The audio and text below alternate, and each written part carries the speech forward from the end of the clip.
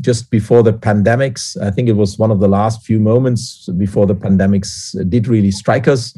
And there you also saw a presentation from her in Stuttgart, where she identified or showed a system to identify the different origins of coffee, which was also very enlightening. So, yeah, maybe for those people here in the Zoom meeting, we are now 10. Would be very helpful. One is just our stream that goes out here. That's why you see graphic twice. So we are streaming out here onto YouTube and on Facebook and Instagram. But our main source is YouTube, because you don't have to have an account. So it's barrier free, which is basically the idea of what we're trying to do. Yeah, I would be very glad if those few people that we have in the Zoom meeting right now could just very quickly say hello, and then maybe get some ideas of who they are. Now I see we have some people leaving here and going over to YouTube. So there's 7, that's all okay. Okay, so yeah, I think Mrs. Gottstein, I would like you to maybe very briefly introduce you, and then I would ask all the others here on the Zoom channel to just quickly say who they are and share some general ideas on acids before we jump right into your presentation, if that's okay. That's super. Yeah. Hello, my name is Vera Gottstein. I'm making my PhD at the CVA in Karlsruhe, and it's about the great topic of coffee. And yeah, I'm the one who is like making the presentation after the warm-up. Okay, thank you very much, and we'll come back to you. And once again, thank you for your willingness to support us here and to hold this presentation. Yeah, maybe we just go on.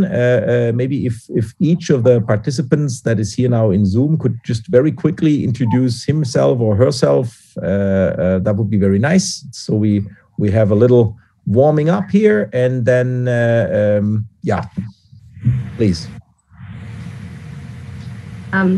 So since Vera just presented herself, my name is Valerie, and I'm doing an internship at Vera's place. So that's why she invited me here today.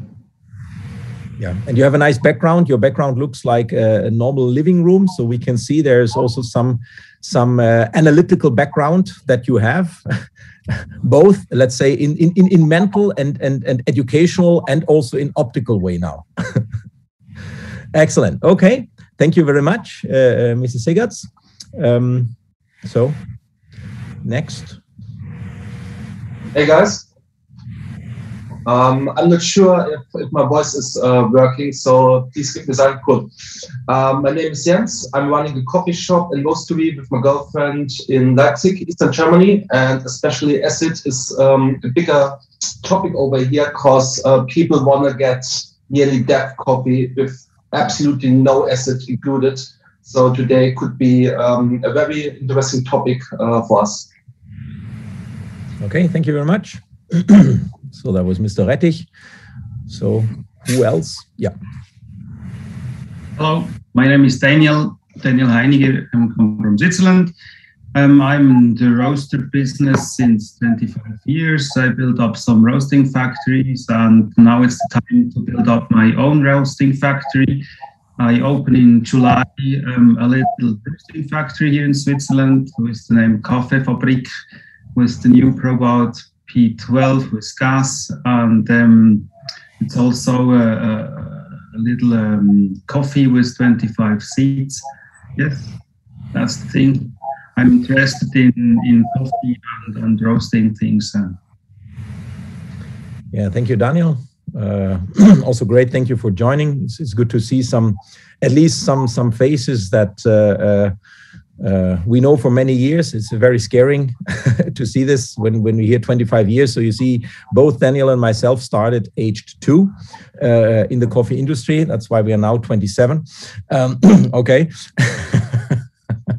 Very good. We won't go into details here at that point. Excellent. Okay, so next, please. Pat, can you hear us? Yes. Do we have to? Oh yeah. Hi, Pat. Oh, good to see you. Good to see you too. So do I have to introduce myself? Yeah, just a quick introduction that people really believe your life and you're in color. Well, you are definitely in color, as I see. I can't do it. Okay. So, Pat, please, the stage is yours. My name is Pat, or Pat Kanya. I'm Master of Comparables. Sorry. I'm sorry. I have companies.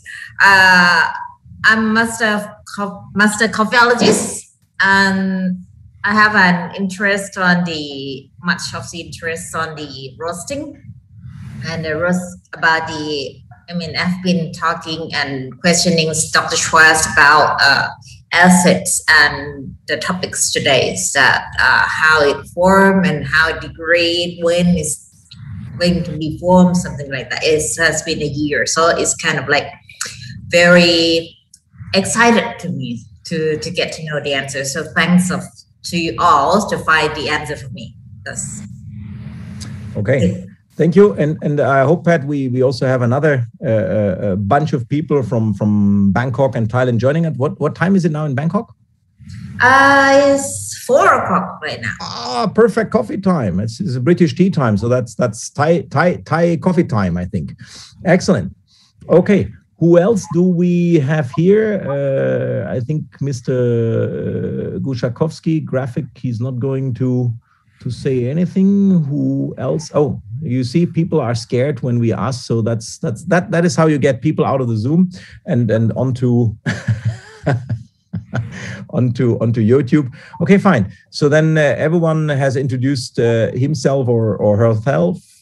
So then I would say, Mrs. Gottstein, for not letting anyone wait too long. Thank you for that, and please also for those people following us on YouTube, don't be afraid. Send us an email or text us, contact us through Facebook, Instagram, any way you like. If you have some questions, and yeah, Ms. Gottstein, the stage is yours. We are now all very excited. Let me just allow anyone to share the stage, and it should be working from now on. So you should now be able to share your presentation. So, well, thank you so much, and very excited to hear from you and listen to your presentation. Okay, I think I have like a little problem with like splitting my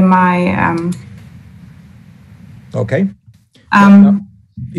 Maybe you just try if it should be working now. Maybe it was not active before. Otherwise, you might just kind of leave and rejoin. Sometimes I had that already once also with Zoom, that it didn't work. Yeah, okay. I'm just trying to get out and come in once again. See you. Okay. Yeah, that's the good thing about live events, where sometimes you are. Can already say the results and the finding out are very, very impressive, and I'm really looking forward to this presentation now, because I know how much work there has been going into these different projects, and now to have a short summary, because just some of the papers are over 300 pages long, so to read them through is a lot of work. It's easier to have someone to nicely present it than to just read everything yourself. Yeah, just a second. And we will have Mrs. Gottstein rejoining, so just to see, and then it should technically work. Okay, so just have to wait for her to come back. Yeah. Has anyone already any specific maybe here she comes, observations, but let's do this later, because then I think it's easier. So let's see. Hello back. You're still on mute. Mrs. Gottstein, you're still muted. Okay, can you hear me? Yes, now we hear you. Excellent. Okay, now let's try if it works. If it works, the sharing of the screen. I think I just can't share the browser, but not my. No. Oh, now we see it. We see. Do you see the presentation now? No. In the moment we see an email. So maybe you have to click. Yeah, that's the Zoom now. If you have to. Okay. I'm now would. If you go on Bildschirm freigeben, you see different small icons, and maybe you see it on one of them there. Now I can. Yeah. Yes. Now it's there. Okay, so I'm going to start now. Hello and welcome to the Röster Roundtable. Today I want to present you the study in which we invited the development of organic acid during the coffee roasting process. We also investigated the development of caffeine and some roasting parameters, but that's not the main part of this presentation. First, I want to start with a short overview over the roasting process. And when the beans are added to the roaster, the roasting temperature initially falls. After that, the temperature rises again and the beans begin to color. And this starts with a yellow coloring. And at this point, also chemical reactions like the Maillard reaction begin. When the coffee beans are getting browner, the high volatile compound are produced, such like aroma compounds. And because of the formation of different gases, the inner pressure of the coffee bean starts to rise. And then the first crack occurs. This is followed by the second crack. And after the second crack, there is the dark roast. The coffee has a dark roasting degree, and the coffee oil begins to release. I now will present you the main organic acids which are present in coffee, and I would like to start with acetic acid. Here you can see the molecule of acetic acid. Mrs. Gottstein, I think the presentation is still on page number 1. Maybe you have to still on page number 1, okay. Activate it so that it's moving on. Is it now moving on? No, it's still, maybe if you just go out and in the presentation again. Yeah, now we saw it. Maybe if you go on the, yes, if you make a full screen, then it's easier because we still see the side also. Can you see the current?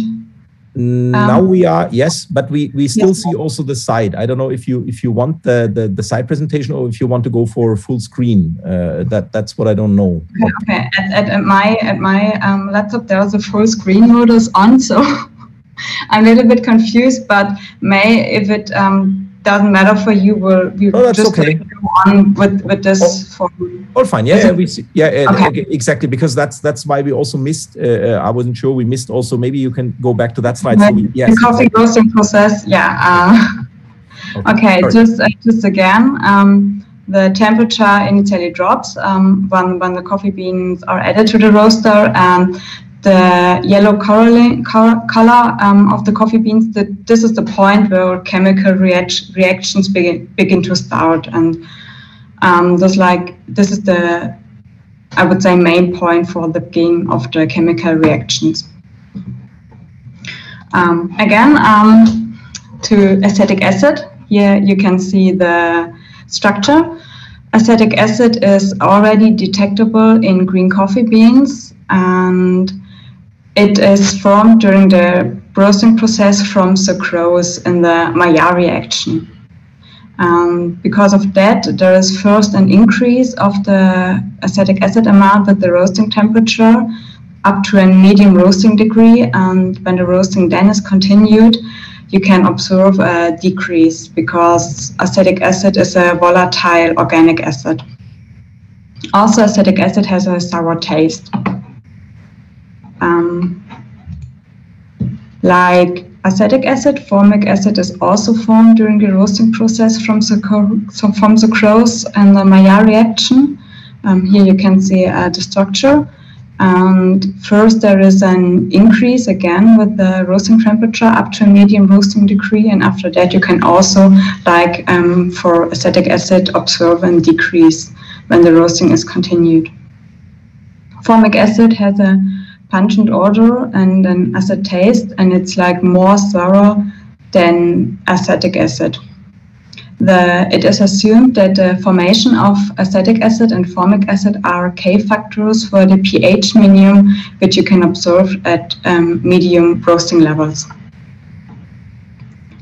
Chlorogenic acid is a non-volatile organic acid, and it is an ester of quinic acid. This is this part here, and different derivates of hydroxycinnamic acid.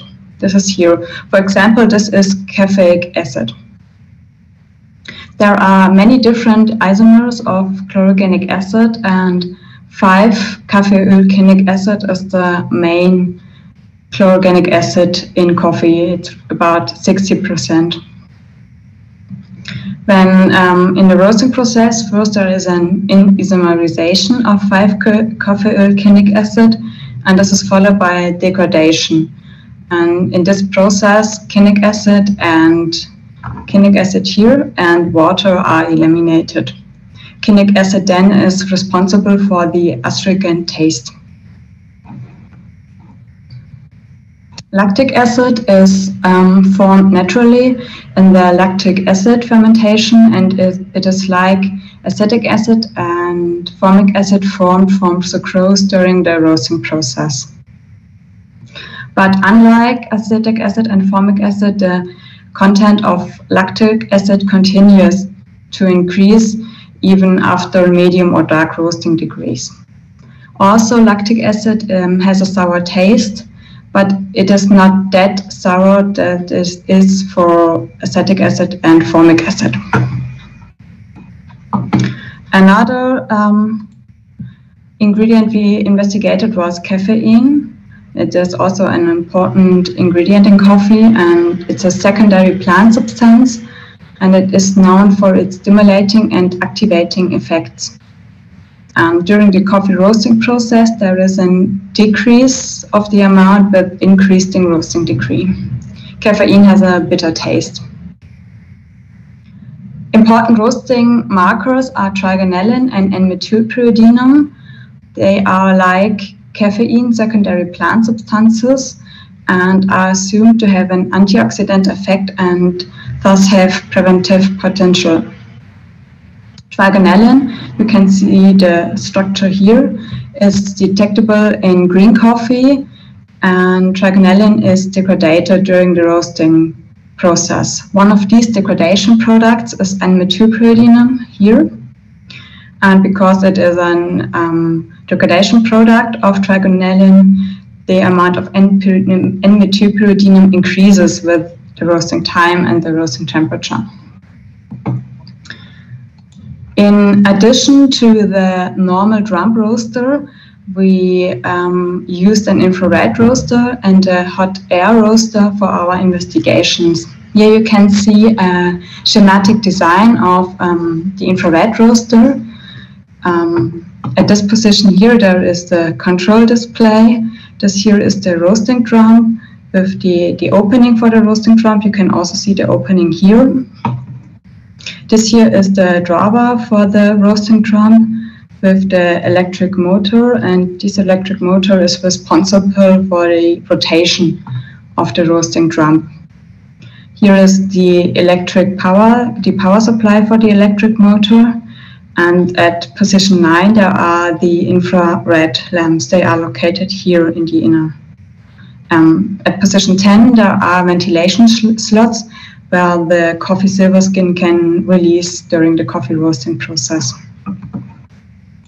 Here you can see a photo of the infrared roaster with the roasting drum. Here is the opening, and the drawer is here, the electric support is here, and the control display is here. The infrared roaster also has a temperature sensor which measures the temperature on the coffee bean. And here are the infrared lamps. This roaster can roast 400 up to 800 grams of coffee. And unlike the drum roaster, which works with heat transfer, the infrared roaster works with heat radiation. The hot air roaster from the company Ikaba is a small lab roaster which can roast up to 60 grams of coffee. This roaster works with heat flow. Here you can see a schematic design and a photo of the hot air roaster. Here is the inlet for the coffee beans, where the coffee beans can be added to the roaster. Here's the roasting drum. This here is an air stoma in which the coffee silver skin can be removed during the roasting process, and after the roasting process also the roasted coffee beans are removed via this air stoma. Here you can see the test design we used for our study. The roasting time was 14 minutes for each roaster, and for the drum roaster, every minute a sample was removed from the roasting process. This was not possible for the hot air roaster and the infrared roaster, so here the samples were just roasted to the respective minute. So we had 14 roasting processes. This was done for two samples. Sample one was in K2RE, which was processed purple natural and from Brazil. The second sample was a decaffeinated K2RE, which was fully washed and from Mexico. Here you can see the coloring of the coffee beans in relation to the roasting time. And at minute 4, all three coffee bean samples, by the way, that was the caffeinated coffee. And at minute 4, all coffee samples were green beans. You can see at minute 6, there is a yellow color of the coffee beans, and after that the coffee beans began to brown. And after minute 8, there is a difference visible between the drum roaster, the infrared, and the hot air roaster, whereas the drum roaster has a darker brown than the other two. The infrared roaster and the hot air roaster are similar in their coloring.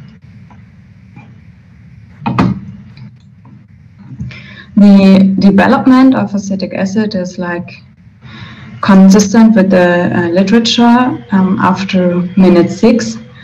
We remember that this was the time when the coffee beans begin to brown. There is the formation of acetic acid starts here, and there is after 6 minutes an increase of the amount. The increase of the decaffeinated coffee beans in B here starts later after 10 to 11 minutes. For the caffeinated coffee beans, you can see a slight decrease again after 12 minutes. And this decrease is not visible for the decaffeinated coffee beans, but since the formation of the acetic acid starts later in the decaffeinated coffee beans, the roasting process would have to be continued after 14 minutes to see also a decrease. For formic acid, it's like acetic acid. The formations began in the caffeinated coffee beans after 6 minutes. And here, after 10 minutes, you can see a decrease of the formic acid amount in the caffeinated coffee beans. This is most evident for the drum roaster and not so significant for the hot air roaster. in the decaffeinated coffee beans, as it was for acetic acid, the formation starts after 10 minutes. And after 30 minutes, you can see there's like a beginning of a decrease. But also, as I said, for acetic acid, maybe the roasting process would have to be continued after 40 minutes to observe this decrease. The decrease for the caffeinated acid, for the caffeinated coffee beans, is more evident for formic acid than it was for acetic acid, and maybe this is because formic acid is more volatile than acetic acid. And the caffeinated coffee beans here in A, the chlorogenic acid amount first begin to rise up to 6 minutes, and then you can observe a decrease. And after 10 minutes again, there's an increase of the chlorogenic acid amount. The increase up to roasting minute 6 is like because of the isomerization of the chlorogenic acid, and after minute 6 there is the degradation in which quinic acid and water are eliminated. Again, the rise after 10 minutes is quite unusual and not really explainable, so maybe the roasting process here has to be repeated in order to verify this development. For the decaffeinated coffee beans, you can also see first a slight increase up to roasting minute 3. After that, a slight decrease up to roasting minute 12. And again, there's a slight increase. But this development is not so evident as it is in the caffeinated coffee beans. But if you compare the amount of chlorogenic acid in the caffeinated coffee beans and in the decaffeinated coffee beans, you can see that the amount in the caffeinated coffee beans is much higher than it is in the decaffeinated coffee beans. Again, as it was for acetic acid and formic acid, the formation of lactic acid starts after minute 6 here for the caffeinated coffee beans, and after minute 10 for the decaffeinated coffee beans. Here you can see an increase of the amount for both coffees, for the caffeinated and decaffeinated coffee, and there is, again, for both coffees, no decrease visible, which is consistent with the literature. The increase of lactic acid in the caffeinated coffee beans is most evident for the drum roaster. For the infrared roaster, you can see also an increase, but it's not that significant. And for the hot air roaster, there's just an increase from minute 10 up to from minute 7 up to minute 10, and after that there is no increase of lactic acid.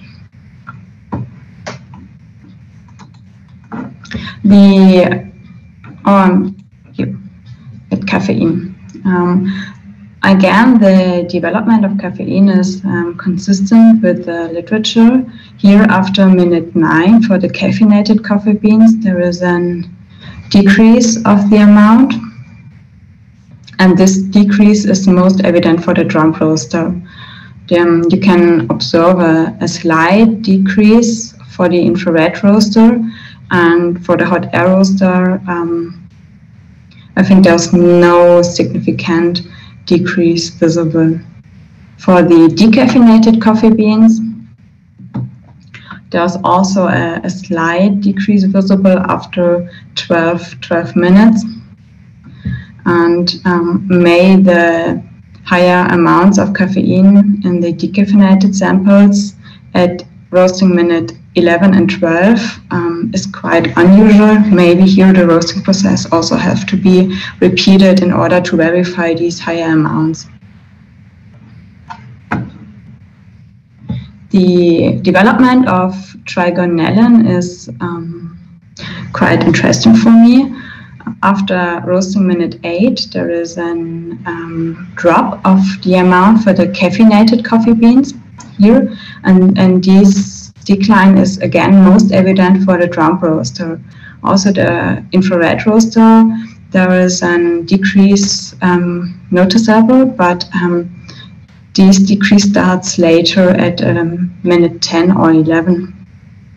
And again, for the hot air roaster, there is no significant decrease to observe.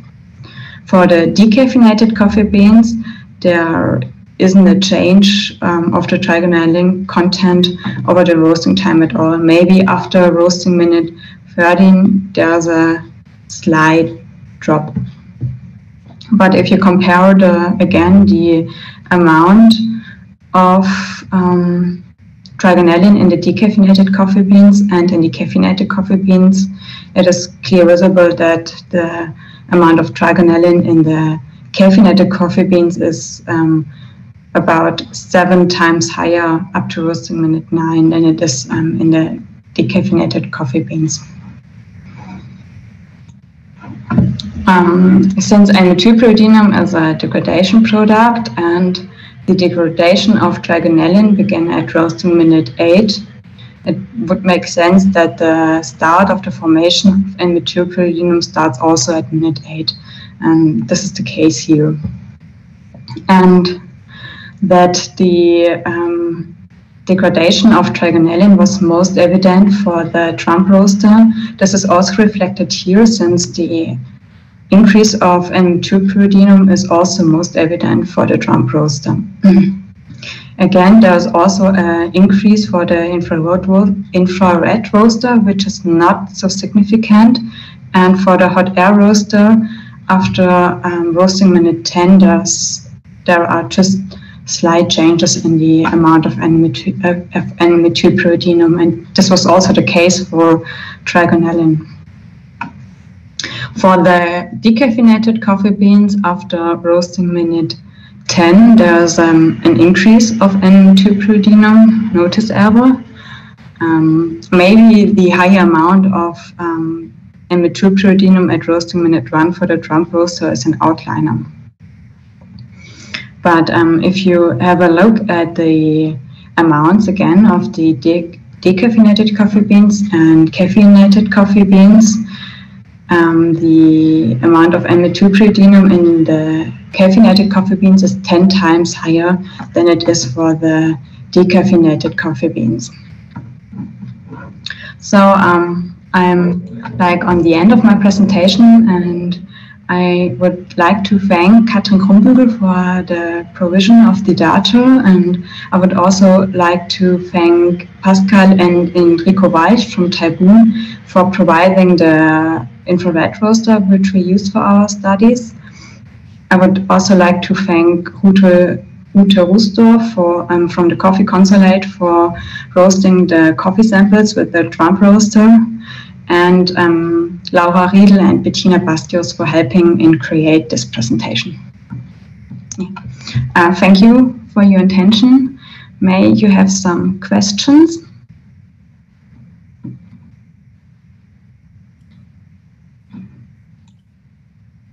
Yeah, this is always the critical moment for anyone to come up with a first question. We will also collect from the chat in YouTube. So also please feel free, those joining us on YouTube or in other channels, to ask a question there. You can just write it and type it in. We will see this. So we are following on different channels, as you see. Yeah. Does anyone have a question here, or shall I maybe, oh yeah, there is a question from Pat about the formic acid. What is formic acid? Ms. Gottschalk, would you like to answer that question? What formic acid is? Yeah, it's just like the smallest organic acid which can occur in the nature. And it's like the, not strongest, but it's like the acid from methane. Yeah, it's also what we would call, if we would translate it from German word to word, Pat, it would be called ant acid, because it comes from ants. So the German names from the acids are very logic, very simple. We always name it after where it can be found in nature in a very high concentration. So this is, it has a very specific way of how you realize the acid when you have it in a coffee or in a beverage or anywhere in your mouth. It's if an ant would defend itself, it can shoot this acid, the formic acid, also on you. And like Mrs. Gottschalk said, it's the smallest organic acid that you can find in nature. That's also why it is so volatile. Yeah, and I think also it is part of like the acid taste of it, of the coffee, since it has a more acid taste than lactic acid or acetic acid. Mm-hmm. Yeah, it's much stronger. The smaller an acid is, general, that's not only for the organic acids, but also for anorganic acid. The smaller the acid, and you often have a much stronger acidity that comes out of it, because the percentage of the proton part, basically, of the entire structure is more. I hope that question is answered. Pat, can you give us a signal? Or just answer if you want. Let's see. Okay. Unmute myself. Okay, so question answered? Yeah, but is it this formic acid doesn't include in your 6 acid test kit, but it actually exists in the green bean. It's kind of like enzymatic, right? It is in the green beans, as you've seen, but it's also formed during the roast process. So that's why you see an increase at the end, because bigger acids are basically formed at the beginning and then degraded over time. So you see a difference from the different acids, at what moment they occur and also then disappear. So you see a formation and a degradation of acids at the same or also at different times, but all over the roasting process. That's what creates these nice curves with dependency on the type of acid. Maybe Mrs. Gottschalk, if you would like to specify that, or if you're okay with that answer, I'm not sure. Yeah, I think it's more acetic acid, which occurs in green coffee beans. Formic acid is mainly formed during like the roasting process from the Maillard reaction. Is because the formic acid you said is like, you know, in German is antacid, so it's kind of like sharper acids. Yes. More sharp than citric acid. Yes. And it's kind of like burning. To my understand, acid is like burning sharp. Yes. Okay. That's why the ant chooses to use antacid to defend itself and not vinegar or citric acid or lactic. Right. When you are attacked by a piece of milk, that's less dangerous than by an ant. It's not too scientific, but maybe that's the way to remember it. Yes. Pineapple instead is very dangerous from its acidity. Okay. No further questions, but it's very, because the slide ran quite quick, so we kind of like want to maybe you go back a little bit when it forms, like, you know, because I was like busy writing down, and then, you know, something like missing on which acids. Can you please sum up for us that which acid was formed during in which minute roughly? Do you want to see like the presentation again at this part, or? You just summarize that, you know, which acids like increase in which period of time. Okay. Like acetic acid and formic acid are like formed at the beginning of the Maillard reaction. That's the part when the coffee beans are getting like a yellow or a brown color, and they are increasing to the, I would say, like middle roasting degree, like medium roasting degree. They are increasing. And for formic acid and acetic acid, after this medium roasting degree, there is an decrease again, because these two acids are like volatile. And formic acid, the decrease of formic acid, I would say it's like a little bit sharper, because formic acid is more volatile than acetic acid. And that's because at medium roasting degrees of the coffees, you often can observe like a lower pH level. The medium roasted coffee are often more sour than the dark roasted coffees or light roasted coffees. And it is assumed that this is the reason, like the formation. And again, after the medium roasting degree, acetic acid and formic acid are drop again, and lactic acid continually rises. There's like lactic acid is also formed after 6 minutes, so when the Maillard reaction begins to start, but there is no degradation or no drop after the medium roasting degree. The formation of lactic acid like rises again, or rises continue with the roasting degree. And like in terms of roasting, we have acid like not only acetic acid, we have citric acid, we have malic acid, we have lactic, we have phosphoric. Yeah, will go very first, but in this roasting terms, because your term is kind of like more scientific terms in the formic acid, but if you are a common roaster and you're talking about like those citric acid, malic acid, quinic acid, phosphoric acid, but what would you explain that? How are you going to explain the roasting degrees and those things? For the other acids, also we only investigated formic acid and acetic acid, lactic acid, and chlorogenic acid, because like that's the main acids in coffee, and we use like the NMR system to investigate these acids. I don't know. Can you remember the last presentation I talked about the NMR? Yes. The NMR has a lot of this as a very strong tool, but it's not that sensitive to detect like the minor organic acids in coffee.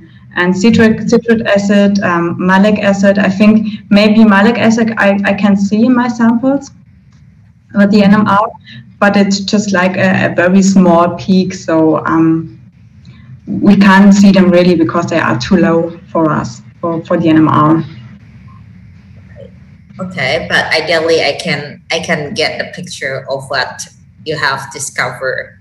Yeah. But you know, I speak on behalf of normal roasters that who doesn't understand this formic acid or any kind of things that a little bit further to scientific. Yes. Yep. And Pat, also the malic acid is mainly already in the green bean, and it indicates for us as humans, as omnivores, basically something that is not fully mature. That's very interesting. So basically, it also has a natural function to prevent consumption of fruits or vegetables through animals from the plant as long as the seed is not mature. So often a lot of fruits contain a lot of the malic acid in the time before maturity of the seed, so before the seed can germinate. So that is very interesting. It's like a lot of acids, flavors and aromas follow a certain general code, let's say, that is between all plants and animals. It's also a form of communication. It sounds a little bit philosophic, but there's like agreements between animals and plants to understand what's going on, like what's toxic, what's good and bad. And malic acid that was discovered in apples mainly in its concentration is a main indicator to under-mature fruit and prevents you to eat such a fruit. And it is expressed and produced by the plant mainly with the goal to protect a consumption of a fruit as long as the seed is not fully set for a germination. Okay. I would, that would be all my questions for now. Thank you. Okay. Any other question at that stage? Yeah. I would like to ask some questions to Frau Gottstein. So when I got it right, a medium roast has a higher level in acids than a light roast, but more than a dark roast. Is that right? Shall I say it again, or was it too difficult to? No. I'm just trying. Yeah, maybe they are like similar in the acid content, like the medium and the dark roast degree. Yeah, just have a look. Yeah, maybe since like the roasting, yeah, I would say like a dark roast degree has like a little bit more of acids than the light roast. Okay, now I'm in a conflict. Maybe Dr. Schwarz can explain. Because the feeling in level of acids in a light roast is much higher than in a dark roast. Is it the same like a brewing coffee, that the concentration of acid is in the very first stage of brewing a coffee, and it's just about the feeling, how many aromas and bitterness is overlapping the acid level? I would say yes, because you have produced more compounds that also create bitterness. And of course, if you have a lot of bitterness, in a certain way, this balances or distracts from the full awareness for acids. And you have also a lower amount of sugars. While you have sugars, you realize any much more intense. Like when you have sugar, you also in the beginning realize acids stronger. With the degradation of sugar, the general reinforcement of taste goes down while you have an increase of bitter substances. So while there might still be like nearly the same amount of acids, let's say, or a little bit increased, the way how you realize it will still be lower. I got it. And there was one point. Is rate of rise important for the level of acid, or is it just the Maillard reaction and the crack timing, the skin color? Can you just repeat the first part? I didn't understand. Yeah. Like the. So roasters are always talking about rate of rise. How many degrees temperature is increasing from minute to minute? And I was Wondering. I was wondering if the rate of rise is connected to the level of acid, or is it separated and it's just about the feeling? I think it's kind of connected. I would say so.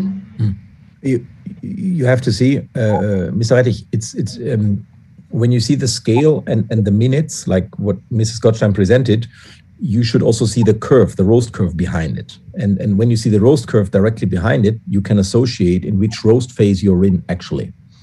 And certainly, it's not only a question of how many minutes you go, but also in which part of the roast curve you're in.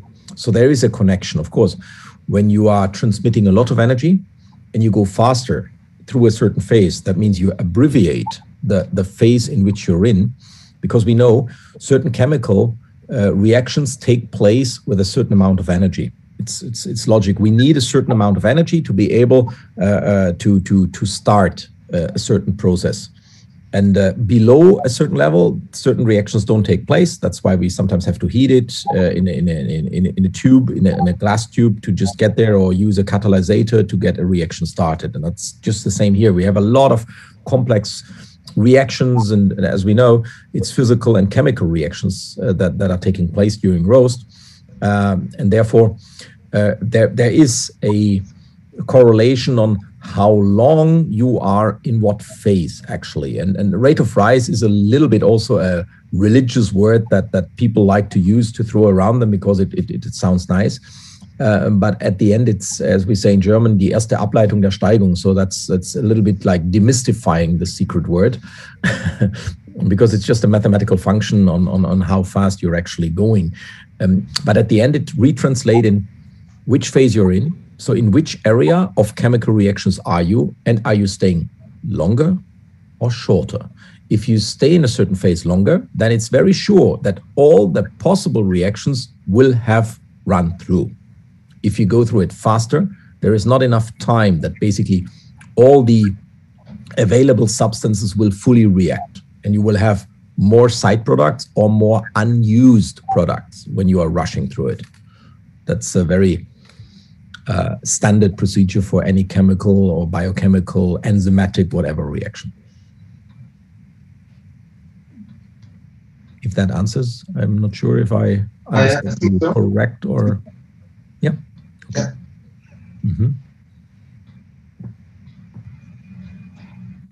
There's another question I see in the chat now. That means the longer you are in a certain phase from Pat. Yes. Yeah, correct. Yeah. Okay, any other question? Like questions from Switzerland or Malaysia? Since you have speaking of that, I type it very not unclear.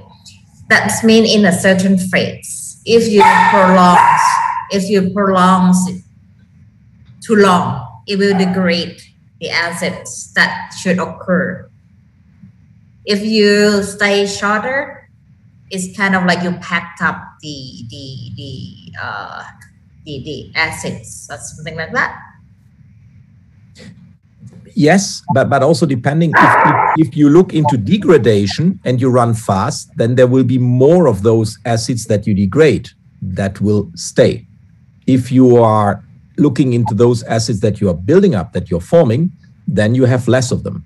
So it depends on if it's a degradation or if it's the way of building them up. That's the two different things that are kind of even balancing out. But yes, in general terms, yes. Just you have to always look, is it a degradation process? Then if you go fast, then you haven't degraded everything. If it's a process where you're building up and you go fast, you haven't built everything up. And that I think was a very good and new finding, because so far, mostly everyone believed that there are certain phases where, let's say, acids are only built up or only degraded.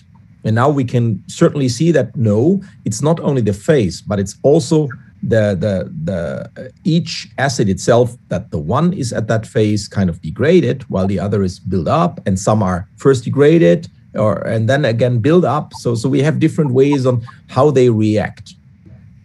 So that is how you can steer if you want the one or the other acid to be more, let's say, occurring or more staying in your coffee. But why we also heard with lactic acid is kind of accumulated through the time. So the longer you go, the more of lactic acid you have at the end of the day, because once you produced it, there is no more degradation to lactic acid, at least if I understood right. Mrs. Gottstein, you might just contradict me if I'm going the wrong way here. That's right. Okay. Did that answer, Pat? Pat, your question was answered with that, or? Yeah, she wrote yes. Oh, okay. Yes.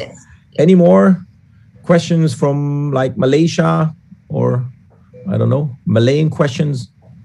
I can't ask now because I have to cook for my sister and her husband, so I'm listening. Okay. Fine. So if you're happy, Kenny, then we're all happy. Of course. I'm happy with the red of rice part. Yeah. That is why Mr. Rettich had to ask the question specifically for you. That was probably a hidden invitation to come for him to visit him in his roastery. So you guys are welcome to Malaysia as well. Excellent. Someday, after the COVID, we all wanted to travel so much, can't wait for traveling. Okay. Are there any more questions? We see more and more Asian and Southeast Asian countries here on all channels following us, which is good. Any questions? But also if there's a question from Germany or Switzerland, also European questions are allowed.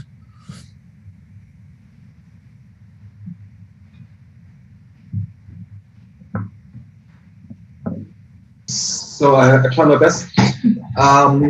One of our competitors is very proud and putting a sticker on each product, absolutely no acids at all. And he's right, his coffees have absolutely no acids, but there's also no taste at all, just like a toasted piece of bread.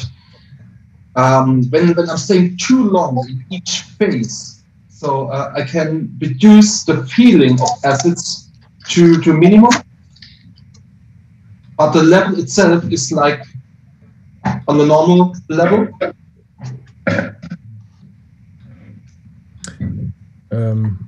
Mrs. Gottschalk, would you like to give an answer, or shall I try to go first and you add or correct however you like?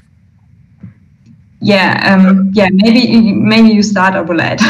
Okay, so it is not a completely simple question, but I will try to simplify the answer. At the end of the day, if they don't go to a full vulcanization or carbonization, just leaving over carbon and carbon dioxide, it depends also on the roast temperature, but pretend it's a normal roaster and a normal roasting situation, then of course they cannot create any coffee that is free of acids. That's complete nonsense. That is not possible. But of course, yes, when they degrade all of the sugar through a caramelization and Maillard reaction, your feeling with having a lot of bitter products at the end of the day is like there is no more fruitiness. There is no more fruitiness inside. There is no more, how shall I say, feeling of any acidity anymore. So that means that it might occur to be free of acids, but it's not. So that's a very clear thing. So if you would measure, you would still find, let's say, for instance, mainly the lactic acid will be very stable, and you won't be able, before you really completely carbonize your coffee, to just go to ashes. But that, I think, is probably not where they are going. They are going into an area where your sensation of acidity is basically ended, where you between all the bitterness that they have created, you don't feel, you don't realize the acidity anymore, but certainly there is acid inside. Yeah, and please correct me, Dr. Schwarz, but it is also of the coffee species and variety, if you have like more acid or less acid. For example, like Canifera is known for its low acid content, and there are I've saw like a coffee sample from a roastery, and there was also declared no acid taste, and that was like in Canifera. So maybe that would be additional. Yeah. Absolutely right. Like low acidity is always connected with Caniferas, and high acidity is more with the Arabica, especially if you have like a Bourbon, for instance, that even has a higher level of acidity that you realize. So it's not only how would be the pH or the dosage of each acidity, but also how you realize it. Because it's interesting, like we had in India, for instance, a fruit that was very sour, and it is at Paltop Estate. I believe you could also find it at Badra and a lot of other places. But I know that, for instance, Deepak told me, the farmer there, it is super, super sour. There's no sweetness inside. And then we took a refractometer because I said, no, it is sweet. It's super sour, but it's still extremely sweet. And we measured an extremely high sweetness inside the fruit. But you're like blinded by the light. Like when you have a lot of acidity, you think, oh no, this is not sweet. It's only sour. But even a lot of lemon have a lot of sugar. And that's just what behind the acidity you wouldn't see. And it's like what you do as a child. You turn the experiment and you try to balance acidity with sugar. So when you make your own lemonade and you put a lot of sugar, first of all, you think there is no acid, but taking a lot of sips or drinking like half a liter, you suddenly realize how it really kind of gets to your stomach. You really realize, wow, that was a lot of acidity that you've been drinking. So that's a little bit how the different, let's say, ingredients are correlating and corresponding in each other in foods. It's the way how you sense it, how you realize it. While when you go through analytics, through chemical analytics in a laboratory, the NMR doesn't have a taste. It doesn't express taste. It just measures the pure concentrations of things, for instance. Okay. Any other question at that point? Anyone?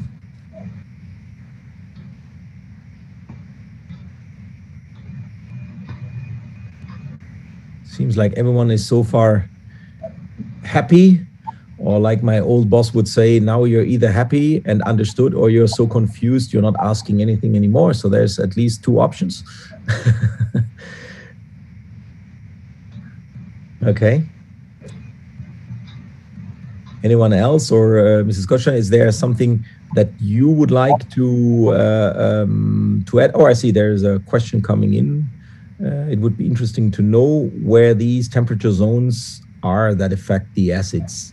These can be run through faster or so. Yes, of course. That's from Daniel Heiniger. Those phases, I think, Ms. Gottschalk, you could confirm in the way you were measuring, I think, more or less the phases that also kind of we are promoting here at Coffee Consulate. Sometimes you had like some 10 degrees centigrade difference, I think, when I remember right.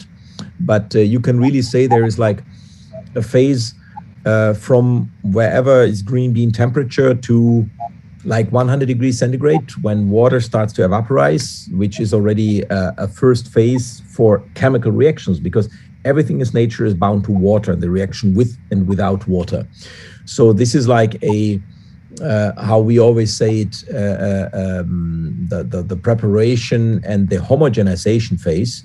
While then from 100 to 150 degrees, you have the main phase in which acids are actually degraded, and those that are not degraded but that are built up are actually then formed in that. So that is like what you could really call the active acid phase, where really most activity on acids takes place. That's also when you roast, when you take the sample spare and you smell, you even realize the sharp acidity coming out of the beans at that time. It's very clear that there's something getting out. This will be a lot of, I think, also formic acid that you realize already at that point, kind of getting out of the beans. And then later in the active Maillard phase, you have still some acids that are formed, but a lot are already kind of then emitted again out of the beans. And only at the very end, when you're glazing the surface, you're kind of closing it in. So that would be like in the last phase from 200 degrees and above, the fourth phase when you're really glazing the surface. So Ms. Gottschalk, I don't know, something you would like to add or to the simplified picture of roasting and roasting phases? Actually, I've just thought about it, but I don't have like a roasting profile now for the study where we investigated the organic acid. But I would also be with you, like from 100 to 150. Those like the main reactions for the building up of the acids.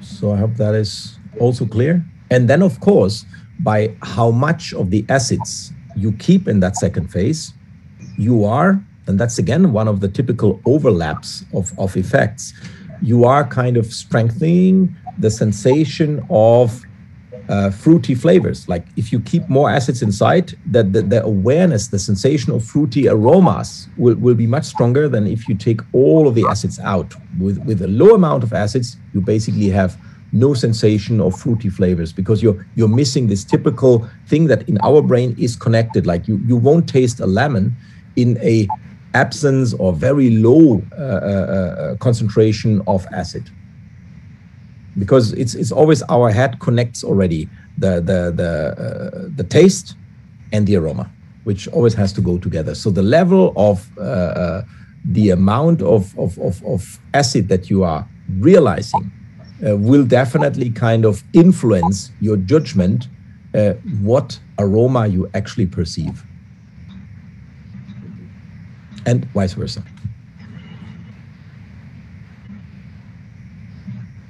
Any other question at that stage? Maybe if you like interesting in it, I could add a roasting profile we had during our studies to the presentation, and then you can have a look on it and in which minute or in which part the organic acid are starting to build up. If that would be helpful for you, I can do that. Yeah, I think it would be great. I have also asked Mrs. Gottstein before, and then she was willing and accepted that her presentation will be shared later on. So those of you that want, we'll put it into the download section on the homepage from Coffee Consulate, so you can get it from right there. I just see we also got some questions on YouTube. There was a question. Can you elaborate a bit about the bean size and also the different regions?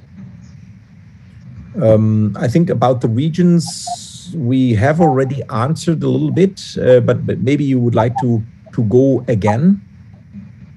Regions is I think also mainly going for species and varieties, but yeah.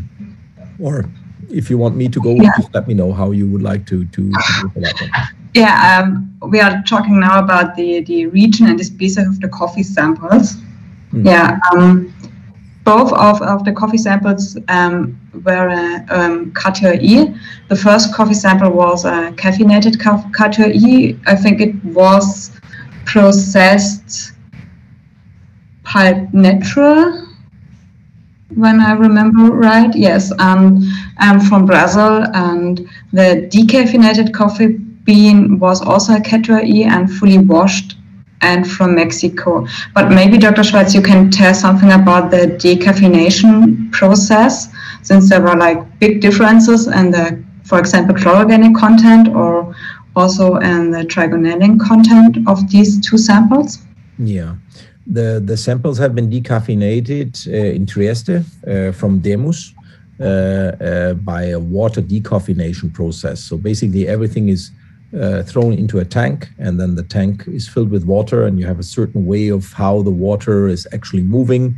You have a little bit changes going up and down with the water temperature to bestly kind of dissolve the coffee and that's the water decaffeination process. Demus has a or several even patented ways of decaffeinating and also in the water area, and that was one of these water decaffeinated KTIs, a high-grown KTI fully washed from Mexico. So we wanted to stay within the same let's say genetic field of varieties when we choose those beans. So both have been KTIs. One was pulp natural, so basically nearly the same height where both beans came from. I think both were from around 1,100 meters, if I remember right. But still, it would be a little bit different due to the processing, pulp natural and fully washed. But to also go to the question, because I'm not 100% sure if I understood that right. So the bean size has to also to do with the variety and the species. Like there are certain species and varieties that have bigger beans and smaller beans, But within each species, like if you stay, for instance, in Catuai, you will have a distribution curve again. And if you have very big beans, that means usually within the same species or the same variety, even on the same plant, that those grew faster. So normally those have a lower density, and that means that all of the reactions taking place within those are normally going faster because you're getting more energy inside, because it's more like sponges from the structure. That also occurs for instance, the Canephora. Everyone that roasts knows that Canephora has a much higher density. Therefore, to roast Canephora, it takes longer time until you're kind of reaching through the Canephora when you roast it, because the density is much, much higher than with the Arabica. That is why often the Canephora is completely unfairly treated during the roast, because if you are kind of working with Canephora, but behaving and working with it like as it was in Arabica, you don't do anything good. It's like a red wine is a red wine and a white wine is a white wine. And if you drink the red wine at a temperature of the white wine, then you are missing a lot of its characteristics. That's what I'm always trying to fight for, is understand Canephora for what it is. Canephora is not a bad Arabica, but Canephora is a beautiful Canephora. And Arabica is also a very bad Canephora, if you see it this way. So it's two different animals, and it just needs another roasting curve, another way of going a little bit slower with the Canephora to really get the heat, get through the higher density. So you can compare a Canephora with a very high grown Arabica, actually, because then you nearly come to, let's say, a similar density. Still, the Canephora has a higher density, which most people do not even believe it's true, but it's a fact. And that will also come out very clearly when you examine the different, let's say, varieties and species in comparison to what amount of precursing substances you find to form certain acids. I think, Ms. Gottstein, anything you would like to add at that point? No, I think that was like pretty good completed. Okay, so. Thank you. And then the other question, what was the first priority that affects the way you approach a roast? Oh, well, that's a very good question. And now the question is it meant, because the problem is we're not in the direct chat now. My question is, could you maybe specify that again, or we can make a educated guess of how this is meant to be? First of all, in a scientific approach, when you want to measure and compare, you will use the same roast curve in order to be able to compare anything. Because if you would give an individual roast curve to each coffee, then of course you would have too many parameters that are changing. So I think the approach was to take a standard good way of roasting a pulp natural Catuai from Brazil, and then comparing from there the decaf, the fully washed Mexican coffee, and just see what happens, specifically with the 3 different roasters, so the different roast techniques, to see the impact and influence of the different roast techniques. That's why there was no changing in the roast curve, but one roast curve was set, and then this was repeated by all the other roasters, so that really it's the same curve that was applied to all of those coffees in the different roasters, because there wouldn't be any other way to even compare the results if we would even then have different curves. In normal business, of course, a roaster would set the roast profile by the question of what do you want to do with the coffee. Do you want to do an espresso? Then you will go for another roast. Like if you want to go for a crema coffee or for a filter coffee or even for cold brew. Basically, you have to know what flavors and aromas you want to find in your final cup, and how are you going to extract it? Are you going to extract with a warmer temperature? Are you going to extract with a colder temperature? And I think based upon that, the choices will be, are you trying to form more water-soluble or more fat-soluble aromas and compounds that you might be able to extract at that point? So, but that will also strongly depend upon your water, of course. So we see that coffee is always very good if you want to see a polyvariable field of things, because there's so many variants playing in that same moment, that one single factor doesn't give you the answer. So I really think that each roaster should start from the idea, where do I want to go? Like, what is the result that I'm aiming for in the cup? And then from there, you have to go back. And it will even influence the choice of bean, of the variety or species you are using. When you imagine, I want something, for instance, for an espresso that will be served after a nice dinner in the evening, will be different, like if you want to do an espresso that you want to use for a cappuccino in the morning. So I hope that this question was answered. And I don't know, Ms. Gottschalk, if you would like to add something to that at that point. I don't want to run over you here. Yeah, just like a main part of this study was also to detect any difference between the roasters, because all of these roasters are working with a different heat transfer. And we just wanted to see how like the development of, for example, the organic acid was in relation to these different heating transfers we had, especially for the infrared roaster. Mm-hmm. Thank you. So any other questions? Sorry, I always have to look forward and backward to see all the different channels. It's feeling like being a pilot here, sitting with all the screens. Anyone else? Any more question?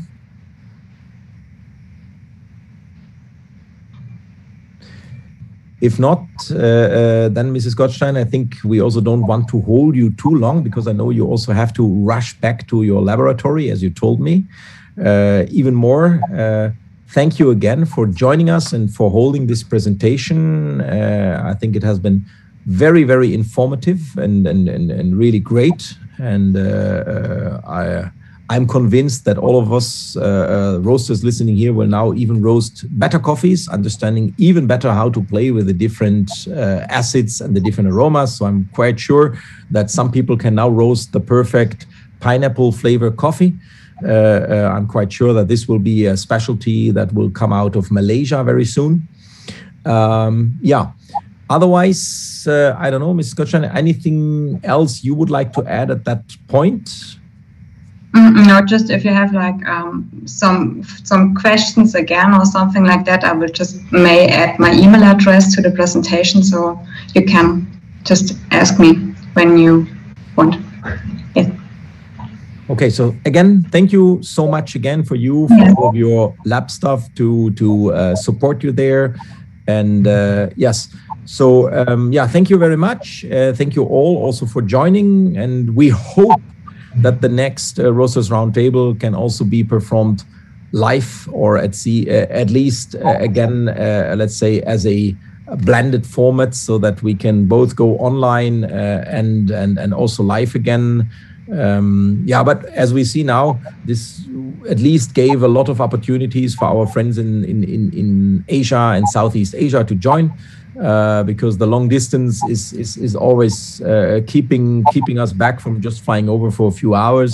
But since this now was a purely digital format, we wanted to keep it shorter. Normally we go from 11 to 4 because we have a lot of cuppings and a lot of exchange and breaks. But now while we are only focused on listening and on online, we just said we will do one very good presentation and that's it. So basically now we are running here for about 1 hour, and I think that's a good time to be focused. But then after that, I think it's also good to be able to go back to a good cup of coffee. And maybe go now to your roasters and try to see what you can apply and really make out of it. So the presentation, like I already said, will be available on our homepage from Coffee Consulate, so you can download it there. I also read, meanwhile, it will be available in German and in English. So if you want to learn German, that's also an option. So you can first read it in English, and then afterwards read it in German. That's the best way of doing it. I might ask some of our friends in China to maybe also translate it in traditional Chinese. So always feel free. We are always be glad, because the better we make it for everyone to be understood and understandable, the better it is. Also, Pat usually translates a lot of what we are doing in these presentations into Thai. Pat, you have to forgive me. I cannot really check if what you're writing is correct or not, but from the reactions of people, it seems to be usually very right, because the questions are very much in line with what we're doing. So, well, thank you all again, and thank you so much, Mr. Gottstein, for joining us. Sorry we couldn't have you here and at least give you some nice cup of coffee, but yeah. I think there will be good times again for that. And thank you so much for supporting us with this very valuable contribution. Thank you for all participating, and yeah, see you again soon. And whenever you have some questions, please let us know. Also for the next Röster's Roundtable, come forward with your questions, come forward with suggestions, what you would like to understand, what are your problems. There is a lot of different things. It doesn't always have to be natural scientific. There's also other problems, of course, I know. While I have my preference, to be honest, with natural scientific subjects, I don't want to hide these emotions here. Yeah.